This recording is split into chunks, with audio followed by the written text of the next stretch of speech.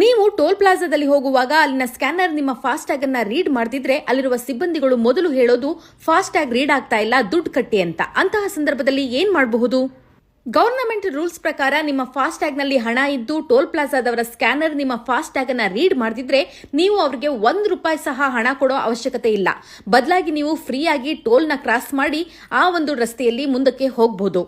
ಅಷ್ಟಕ್ಕೆ toll plaza ಸಿಬ್ಬಂದಿಗಳು ಸುಮ್ಮನಾದ್ರೆ okay. ನೀವು ದುಡ್ಡು ಕಟ್ಟಲೇಬೇಕು ಅಂತ ಅವರೇನಾದ್ರು ಒತ್ತಾಯಿಸಿದ್ರೆ ನೀವು ತಕ್ಷಣ ಟೋಲ್ ಫ್ರೀ ನಂಬರ್ 1033ಗೆ ಕಾಲ್ ಮಾಡಿ ಕಂಪ್ಲೇಂಟ್ ಮಾಡಬಹುದು.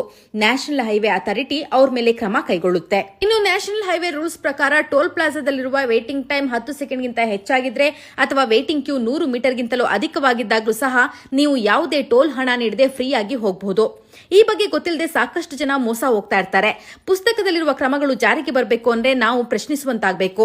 ಟೋಲ್ ರಸ್ತೆಯಲ್ಲಿ ಓಡಾಡುವಂತಹ ನಿಮ್ಮ ಫ್ರೆಂಡ್ಸ್ ಹಾಗೂ ಫ್ಯಾಮಿಲಿ ಮೆಂಬರ್ಸ್ಗೆ ಶೇರ್ ಮಾಡಿ. ಮಾಹಿತಿ ಇಷ್ಟ ಆದ್ರೆ ಲೈಕ್ ಮಾಡಿ.